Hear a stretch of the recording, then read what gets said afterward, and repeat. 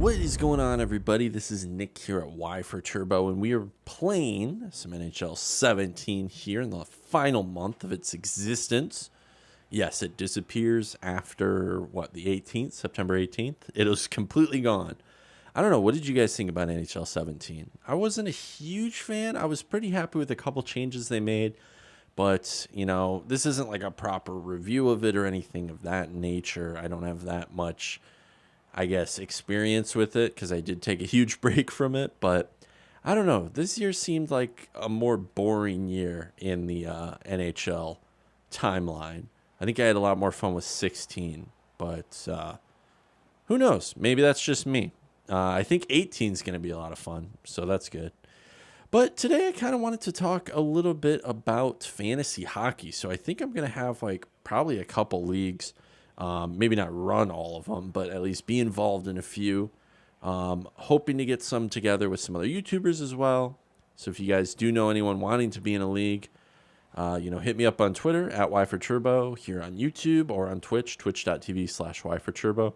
Those are all good ways to reach me, and we can talk about that. But I'm not really sure. Might make it a series, might make it a thing. Who knows? Ups and downs. Might be a good once a week kind of thing.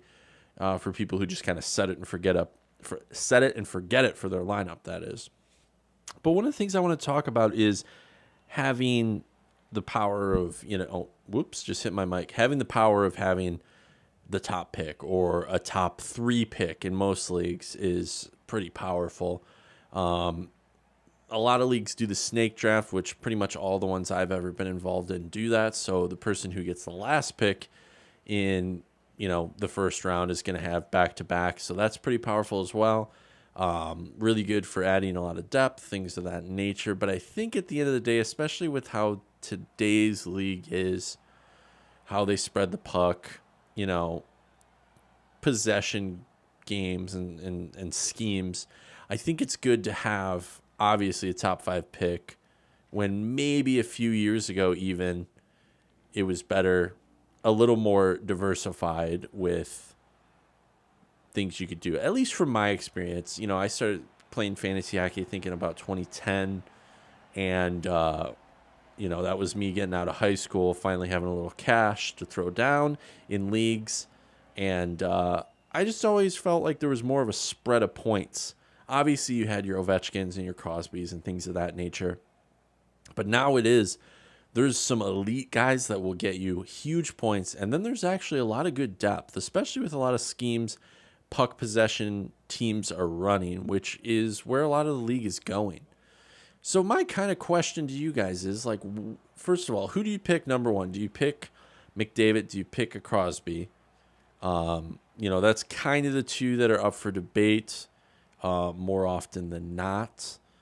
And now it's becoming more of a McDavid as number 1, a couple of years in. Is he going to be the number 1 pick from now on? Is it like a Patrick Kane maybe?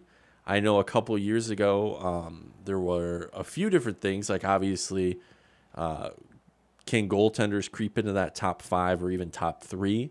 I know that ESPN has Braden Holtby in the top 3 and him as their number 1 goaltender to pick. Has he leapfrogged Price? Maybe. For the amount of time he gets in net, I think that's a pretty good observation to kind of make and one to really think about, And when do you pull a goalie? If you've got the 5th pick and no goalies have been taken so far, do you take a Holtby or a Price or Bobrovsky, who is going to get a lot of time in the crease? Where does somebody like Cam Talbot fall that hasn't 100% proven himself as an elite goalie, but he is going to get the time. He's going to get a lot of time. Not saying he's bad, but, when I'm talking about elite, I'm talking about elite, a past Vezina winner or a, just in general, someone who is particularly elite. And you could say someone like Jones could be elite because of the time he's getting as well, but at the end of the day, do you take someone who does get more starts or someone who is more talented? And I always thought it was more starts. That was my thing. They're going to be facing more shots, especially if they're going to be getting more starts. That's potentially, each save is a point, at least in leagues I'm playing. So there's a lot to be gained by a goalie that takes a lot of shots, makes a lot of saves, and gets a ton of time in the crease.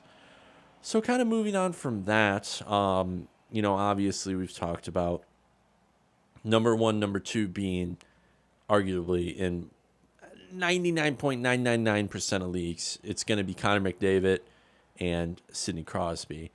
Now, that's kind of the big question, and maybe I'm asking that. I haven't done any drawings for my leagues. I haven't, pulled any names to see who's going first in any of these. Most of the leagues that I'm trying to set up haven't even, we don't have all our players yet, or, we want to add more people.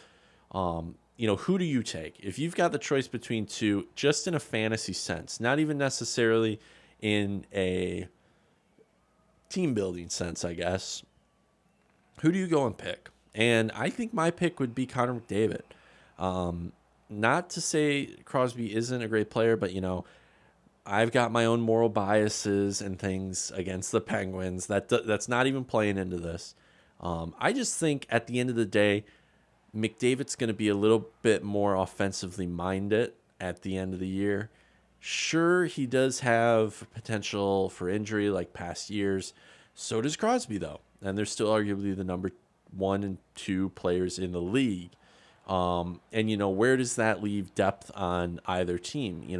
Do you pick up depth players that are going to be line mates with these guys over someone who's maybe arguably more talented because of the projection that, maybe Lucic is going to get a lot more assists this year because he's on a line with McDavid, or, something of that nature?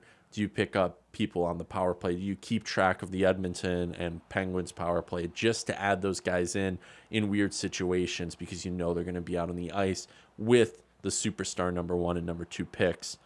So that's kind of the thing. I have my own answers. I'm just kind of asking you, if you have a league, what's your strategy? When do you pick a goalie? When do you go for defense? I know I got the very last pick in one of my drafts, so I knew I was going to get back-to-back because it was a snake draft.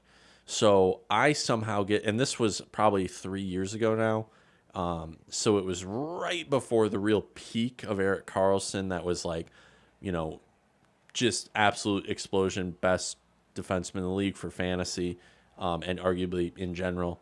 But I remember he fell to that, and I think it was about 8 or 9 teams. It may have been uneven. And he fell to that, which was great. I mean, you can argue like now Burns would maybe go ahead of him and things of that nature just because of the style of play he has, especially if you count hits and penalty minutes. That would probably be a lot better pick. And I'd probably pick him over Karlsson now. But still, it was cool because I just grabbed him and then I grabbed my goalie, which I think at the time I did grab Holtby. And this was, a few years ago, so it was before he was ranked above these players like Price and Bobrovsky and things of that nature. So it was awesome, and they led my team the whole year. It was a really, really good year for fantasy, and I didn't win. I think I got in third that year because I had a lot of injuries, and that was, just a mess. But it was a cool thing that happened. So I don't know where I'm going to fall in a lot of these leagues. I'm sure I'll fall all around unless I'm super, super unlucky and keep getting the final picks in all of them. But, I think, having a top 5 pick, the worst is right in the middle, right? Like, you get to the middle and you're like, okay, the big guns have kind of been pushed to the wayside. There's still some really great players, but, do I pick up like this year, you could argue like a Nikita Kucherov is really going to go in the top 10 because of projections. I mean, fantasy ranking alone, if you're just doing vanilla fantasy, he's got a ton of potential in that realm. So do you go that route? Do you go with somebody, like Matt Murray? Obviously, he's the go-to guy now. He's not splitting time. He is the number 1 goalie, and you can argue he stole that away a couple years ago, and it was just destined to happen. Sure, it was. Yeah, it happened. Obviously, it was destined to happen.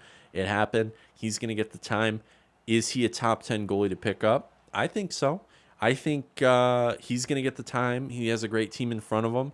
And, even if he's got a 10 save shutout because his team locked it down, which I don't think that's going to be 100% of the time possible, that's still 10 saves, and it's still a win. So however much you count wins or shutouts, bonuses, things of that nature, I think it's a good pickup.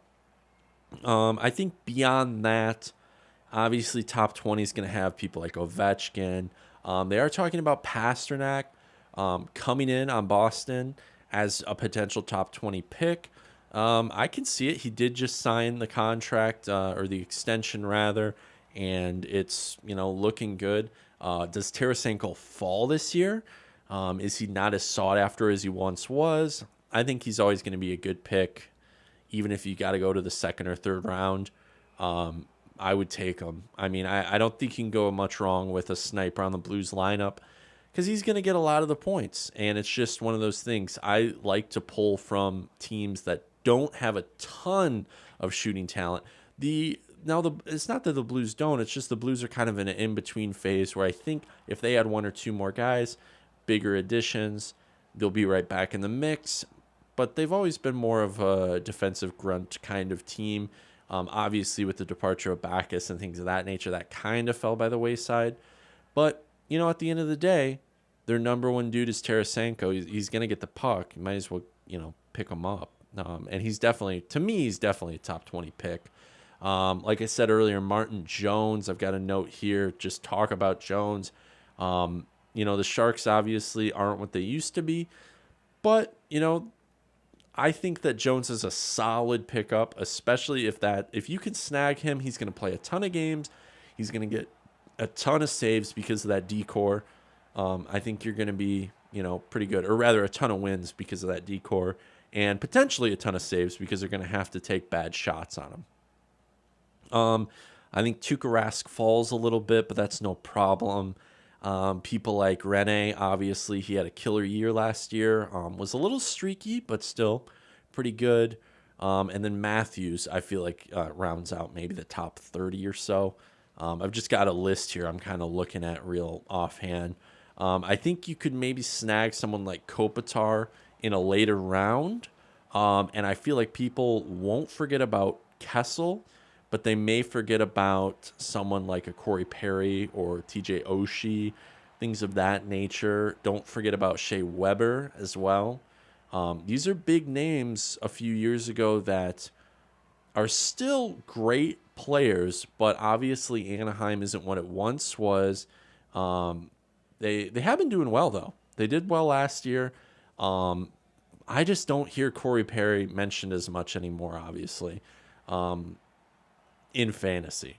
And the thing is, I didn't do fantasy this last year, so I didn't really see how he was doing week to week like I typically would, because I've done it every year except this last year. I just had to take a break from all things hockey, so take that as you will. Another one is Forsberg, obviously, and then we kind of get down like what are we going to go beyond that? Like where does Giroux and Stamkos fall? Obviously it's a little different than it was a few years ago. Do you go with someone like Mitch Marner higher in the draft, or do you try to wait for him? Someone like Ehlers obviously may get overlooked because he's a Winnipeg Jet. And when do you start really going for defensemen and your depth guys? And where does Henrik Lundqvist fall?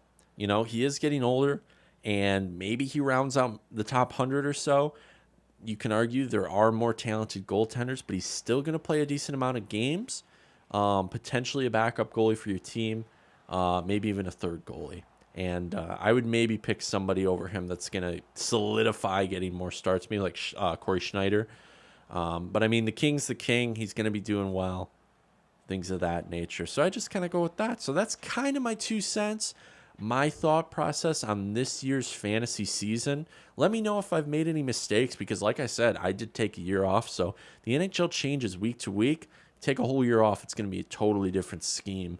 And obviously, the game changes from season to season. So let me know what you guys think. Who are your sleepers? Who's your top 10 maybe? We could list just top 5, top 10 in the comments. I know I'm going to be down there. Let me know down below. Make sure to follow us on twitch.tv/Y4Turbo. Maybe I could do the draft live on Twitch. That'd be a lot of fun. You guys could help me out with picks, things of that nature. Let me know if you're interested in that. And we'll see you next time out on the ice.